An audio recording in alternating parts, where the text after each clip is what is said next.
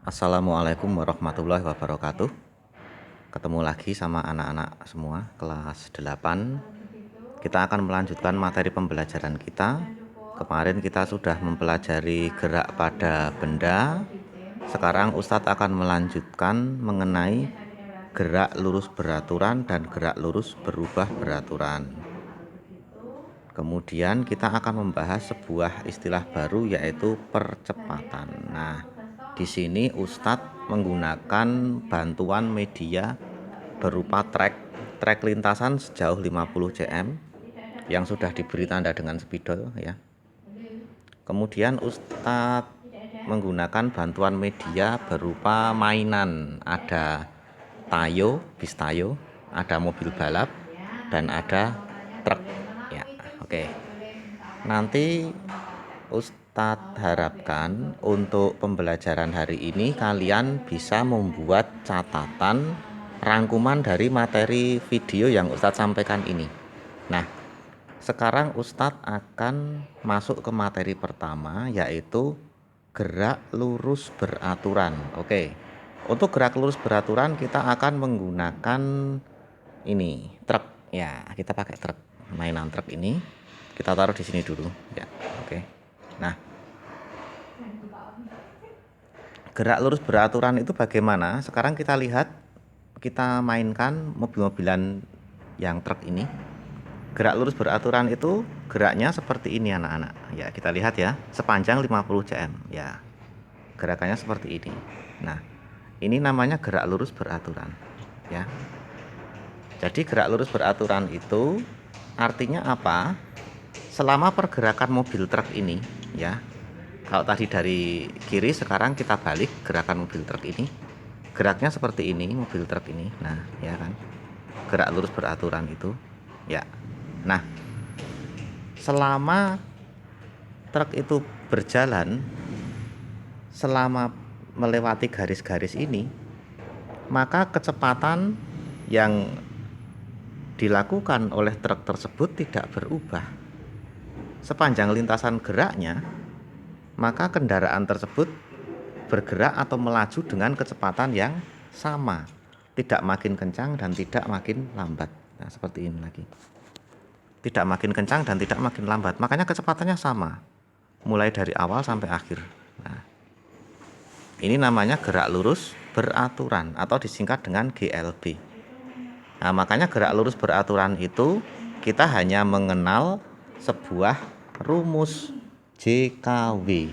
Nah, pada gerak lurus beraturan kita hanya mengenal rumus JKW. Nah, jarak, kecepatan, waktu itu. Nah, sekarang di sini ada percepatan. Apa itu percepatan? Nah, makanya supaya kita tahu percepatan, maka kita harus mengenal dulu yang namanya gerak lurus berubah beraturan.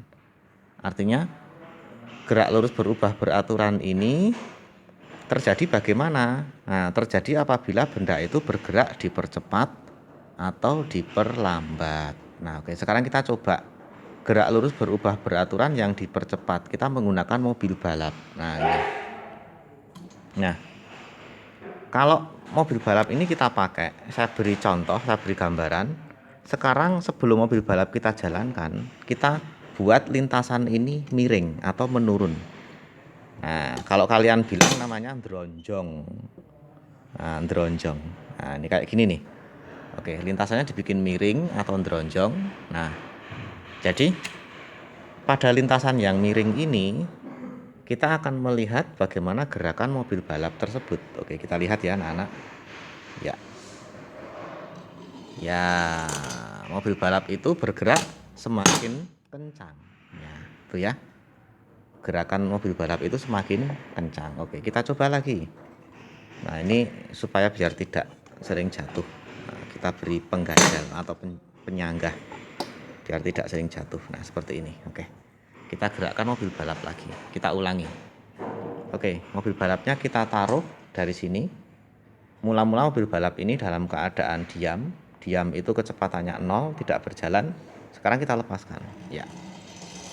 Nah, ini mobil balapnya bergerak menuruni lintasan, sehingga gerak mobil balap itu bagaimana? Gerak mobil balap itu adalah cepat seperti ini ya. Namanya mobil balap itu melakukan gerak lurus berubah beraturan, atau sering disingkat kalau di buku itu GLBB. Jadi gerak lurus berubah beraturan dipercepat itu adalah gerak yang seperti tadi. Maksudnya bagaimana? Ketika mobil itu berjalan, nah begini, maka selama mobil itu berjalan melewati garis-garis ini, itu kecepatannya semakin bertambah. Nah, jadi ketika di sini diam, maka di sini kecepatannya makin kencang. Ke sini lagi makin kencang lagi. Di sini makin kencang, makin kencang, makin kencang, makin kencang, dan selalu makin kencang. Itu namanya apa?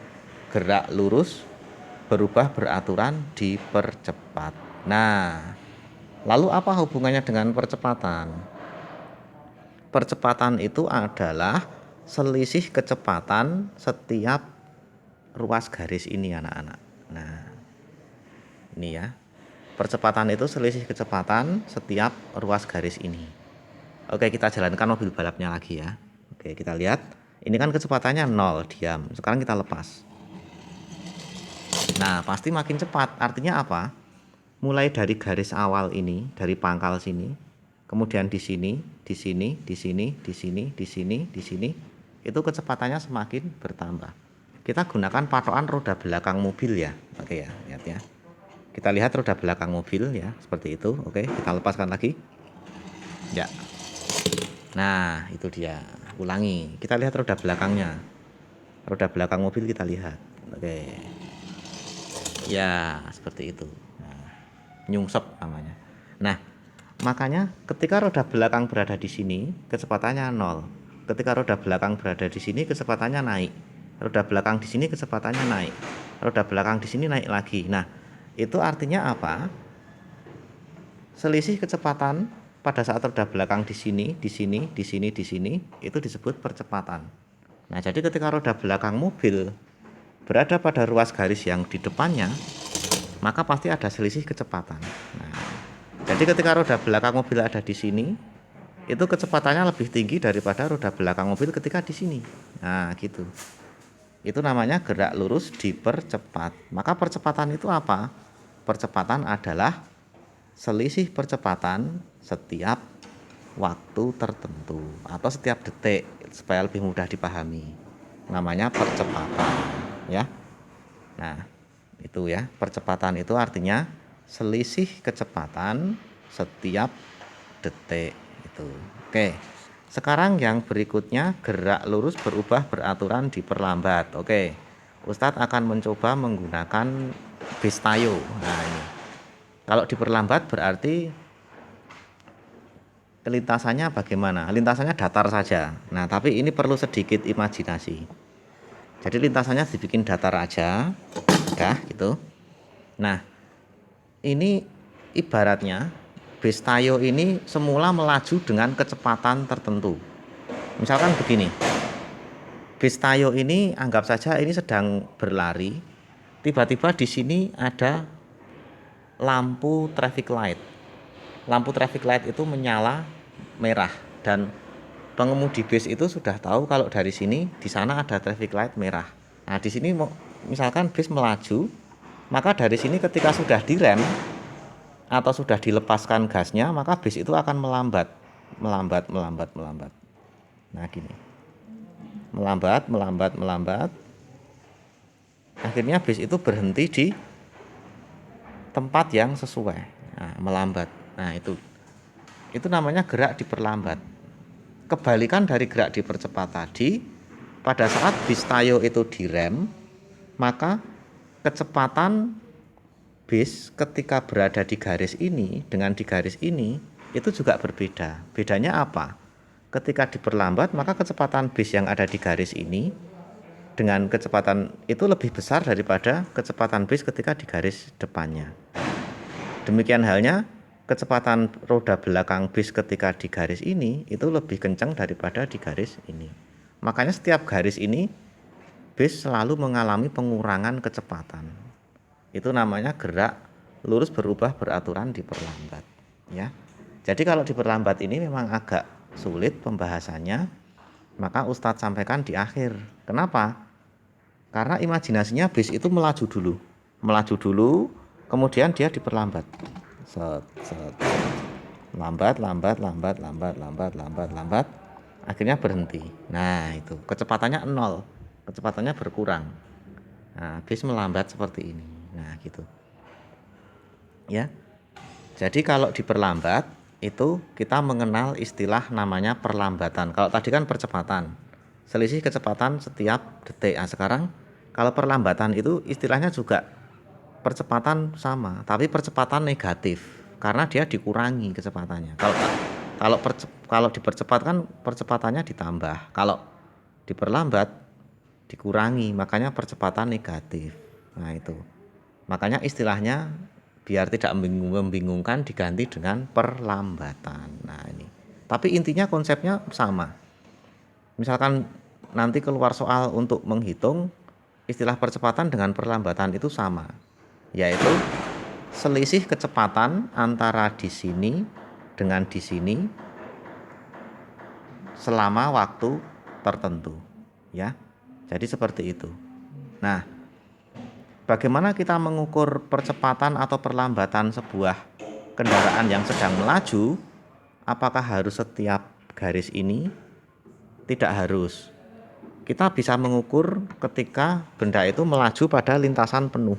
Nah, kita bisa mengukur percepatan asalkan satu, kita tahu gerak kendaraan itu kecepatannya berubah, bisa makin kencang, bisa makin lambat. Jadi kita bisa melihat dari satu lintasan penuh. Nah, misalkan mobil balap tadi, kita ingin mengukur percepatan mobil balap.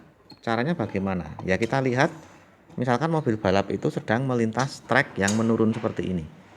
Kita bisa melihat dari awal trek ini berhenti sampai di akhir trek. Nah, nanti kecepatan di sini berapa? Kemudian lama mobil balap itu melintas berapa? Itu yang kita amati. Makanya semakin besar percepatan, maka kelajuannya semakin kencang. Misalkan ketika turunannya dibuat lebih tajam, maka semakin singkat dia melewati trek itu. Nah, itu ya. Itu namanya percepatannya semakin besar, ya. Artinya apa? Waktu yang ditempuh itu, waktu yang dipakai itu lebih singkat dengan panjang lintasan yang sama. Itu ya. Jadi konsepnya seperti tadi. Ada gerak lurus beraturan, ada gerak lurus berubah beraturan dipercepat, dan ada gerak lurus berubah beraturan diperlambat. Untuk dua gerak lurus yang ini, untuk gerak lurus yang berubah beraturan ini, kata kunci yang harus kita pahami adalah selisih kecepatan selama waktu tertentu. Jadi kita bisa melihat pada lintasan penuh ini. Nah, oke, katakanlah mobil ini berjalan selama berapa detik pada lintasan ini. Yuk kita lihat. Nah, kira-kira 2 detik ya. 2 detik itu untuk menuruni lintasan. Artinya apa? Kita bisa melihat kecepatan di sini berapa, di ujung lintasan ini berapa. Nah, lalu dikurangi dengan kecepatan di sini, lalu dibagi dengan waktu. Nah, itu ya. Itu konsepnya seperti itu untuk gerak lurus beraturan dan gerak lurus berubah beraturan. Saya kira gerak lurus beraturan sudah kita pelajari kemarin. Intinya kalau ada hitung-hitungan biasanya diselesaikan dengan rumus Jokowi atau JKW. Itu kalau waktu SD ya. Kalau sekarang kita SMP sudah menggunakan SVT. Nah, itu ya. Oke. Ada pertanyaan tidak? Kalau tidak ada pertanyaan, alhamdulillah, insya Allah Anda semua paham. Ketika ada pertanyaan, silahkan bisa menghubungi Ustadz secara jabri melalui WA. Terima kasih atas perhatiannya. Selamat belajar, tetap semangat dan sehat selalu. Ada tutur kata yang kurang berkenan dari Ustadz, mohon maaf. Nun wal kolami wa ma yasturun. Wassalamualaikum warahmatullahi wabarakatuh.